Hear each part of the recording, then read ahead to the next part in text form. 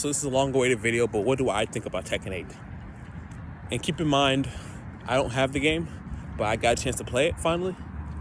And I've played a bunch of matches with my brother, and I got a chance to train with, or go in training mode with Jack 8, or wherever the number is, and Law.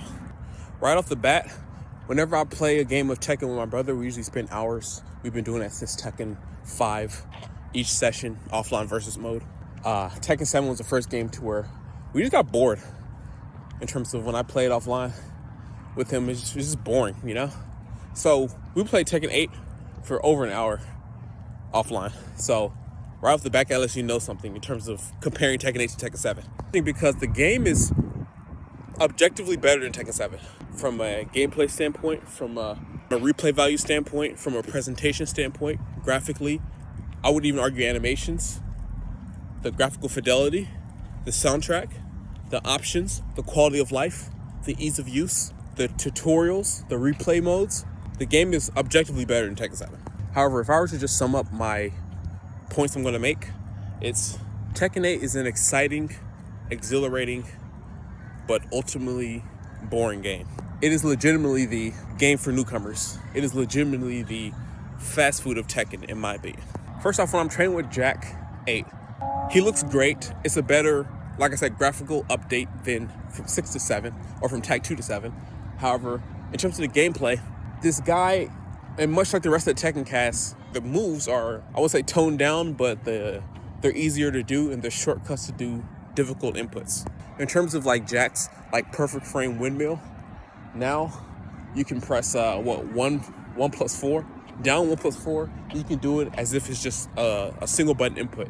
So you no longer have to do that half circle forward and then down forward to do it. You can do that, and you get a damage boost. And for the same input, it's easier to do his windmill, the perfect frame windmill. It's easier to do it. There's like more time to do it. So if you just input the combination without doing it the same speed you need to do in the old Tekkens, it'll still come out with the blue sparks. I see the same with Law when it comes to his DSS stance. Now all you have to do is hold forward. You don't have to do the back forward in a very quick successive motion in order to access his DSS stance. So it's like, wow, legitimately no subjectivity to this. Tekken 8 is the newcomer game. Now we are here. Tekken 8 is the game for beginners, you know? It's just that these games like SF6, Tekken 8, Guilty Gear Strive, which others call Street Fighter Edition, these games aren't telling you that, hey, this is for newcomers. Unlike a Blaze Blue cross-tag battle or something, to where the director is telling you, hey, this is for beginners. And so you can't complain because that's what it is. You can skip this title if you want. There's nothing wrong with that, in my opinion, if you have a game that's designed to bring new people in. And obviously you know why they do it. It's because they want to, you see the script that Street Fighter has written ever since 5 and on, they've been for newcomers. In terms of they've sacrificed depth and gameplay on the altar for the reward of new incoming players to keep those stocks up, you know? It's okay if one title does it in a series, but if the whole industry is moving towards that direction, again, every AAA fighting game, Guilty Gear, Street Fighter, and Tekken is all in that direction of sacrificing the depth of gameplay, then that is a problem. If every game does it, to where now I have to go into the indies. So now you can't complain when I play Fightcade, when I play Marvel's Capcom 2, when I play Capcom vs. SNK, Garou Mark of the Wolves, Street Fighter 2, Hyper Fighting, Championship Edition. And I'm acting out the FGC boomer lifestyle. You can't complain about that because I have to go to the indies if none of the big games are doing it, right? It's kind of a lack of innovation of the whole fighting game industry currently in 2024. Everybody is looking at Street Fighter as the example of what to do. And so, similar to this lake, if you ever watched Avatar: Last Airbender, it's like they've submerged their head beneath the lake of Laogai and sacrificed all the depth, all the quirks, even the hidden things you do in Tekken. Like, for instance, if you hold a key charge with Law, and then you can press 2 in order to do his DSS 2. And that was like some hidden thing that you would know if you played Law a lot. Now in Tekken 8, they have it in the command list. So a lot of things aren't hidden anymore to where the player can discover it. And now they have it to where everything is revealed. So it's a solved game. And that's may seem little, but that's a big deal when it comes to just having the player base have a sense of reward for their efforts in terms of labbing, in terms of understanding the meta. You don't have that, then your game is not going to have the longevity you want it to have. You're sacrificing the player base in the Lake of Lao guy in order to get short-term rewards. When the game further down the line, unless things are changed, which it can't be, but further down the line, it's not going to have the longevity of a game that you see me playing on Fightcade. But like I said, a lot of good things have been done in that game, especially when it comes to the look of the game and just the refreshing feel of it. And the soundtrack is great for a fighting game. It molds well with high octane, arcade-based combat. If you listen to the songs individually, then they may be like, whatever, other than like Reina's theme, Victor's theme, that's cool. Victor's theme is dope. But when you play it when the songs go while fighting, it's fucking amazing. I'm not even lying. And I'm the biggest critique and hater of fighting games. That soundtrack molds well during the fights, Last point I want to make is another reason why I fear for the longevity is the gameplay. It seems that everyone is forced into 50-50s. You have the heat rush, or whatever it is, when they run after impacting certain attacks, into where they call it a neutral skip, which I think is a good term for it. Really, it's a neutral sprint, but it's a neutral skip when it comes to, we don't want to deal with neutral. We want our game to look more exciting and look more visually pleasing to onlookers when it's being involved in esports. So we don't want the simulation of combat. We just want the combat. And so you have to run to your opponent. You have to sprint to your opponent and force 50-50s and force offense. And then you have chip damage to where you're punished for blocking, right? When it's already very hard to block in Tekken. But you're punished for blocking, but then you can remove the punishment by attacking the opponent so you can recover the chip damage. And so you keep forcing interactions because they want an exciting game. They don't, again, the Lake of Lao guy, they're sacrificing the depth of Tekken on the altar, right? For the enjoyment of esports. So it's not only in the overall mechanics, like the heat rush, rage arts, but it's also in the gameplay. Look at Jack. He has now a stance. Jack has never had that before. And if you look at Jack, he's a particular character that's archaic in the direction they want to go, to where Jack is a poking character. Jack is traditional Tekken. If you're good at Tekken, you're good.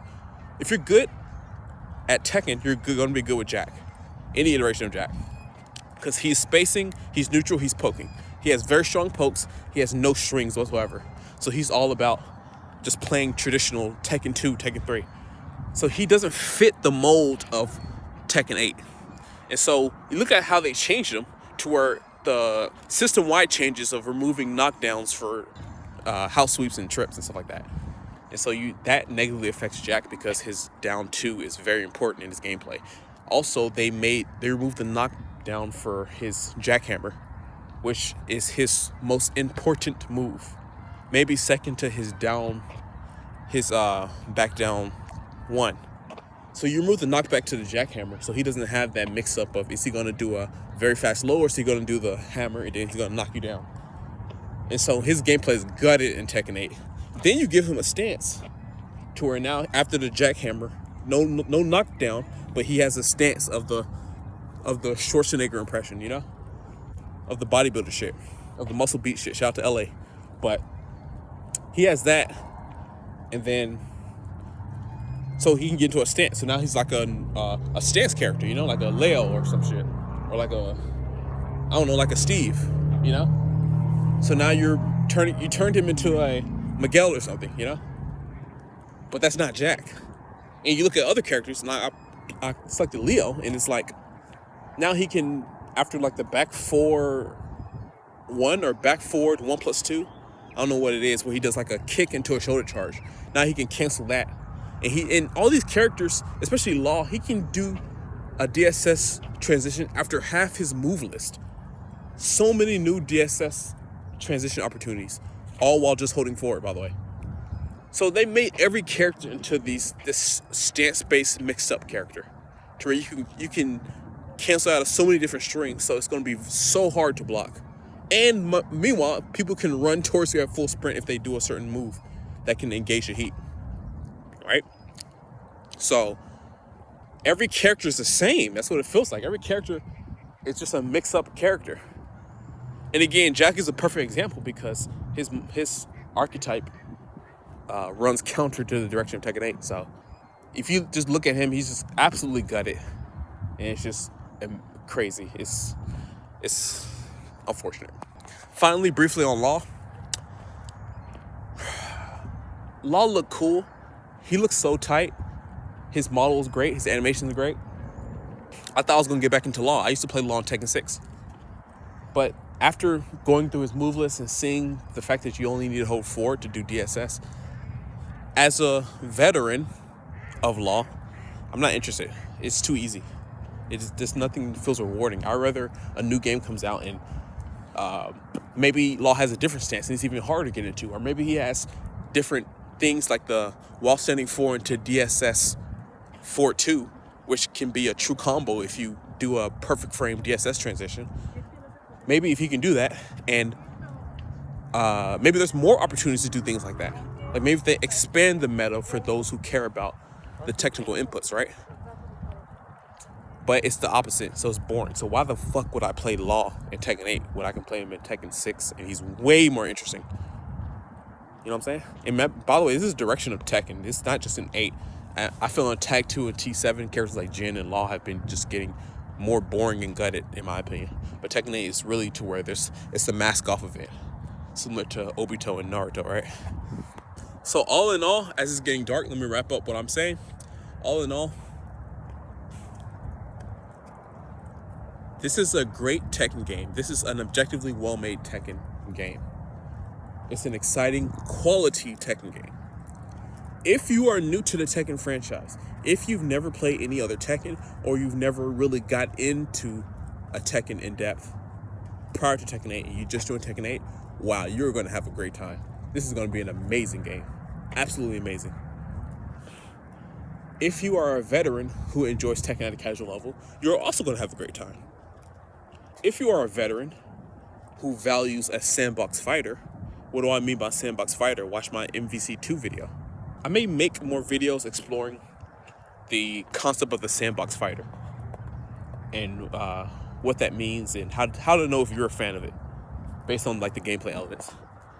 If you're a fan of the technical elements to fighting games, you like doing hard combos, you're a veteran of fighting games, you like I said, the equivocal sandbox fighters, then this game isn't for you. But all that, actually, if you're a fan of all that, what I just said, and you've still never played Tekken, then this game still will be cool for you. But if you're a fan of sandbox fighters, you're a fan of the technical aspect of fighting games, and you're not new to the Tekken series, then for someone like me, this game isn't for me. And the icing on the cake, no, the poo on the cake is the fact that obviously my guy is in here, Miguel, nor Beck is here, right? So even still, I'm more of a fan of it having crossplay, good connection, rollback connection, allegedly. And so I think it's cool that people can, play from different platforms and people are having a good time. I see you guys chatting up in my Discord. So it's like, that takes precedence over the individual game, in my opinion. So like I said, if a season comes, or a character in a, season patch comes down the line and it's of somebody who I want to play, then I'll get the game. I'm not opposed to that, so that's my opinion on Tekken 8.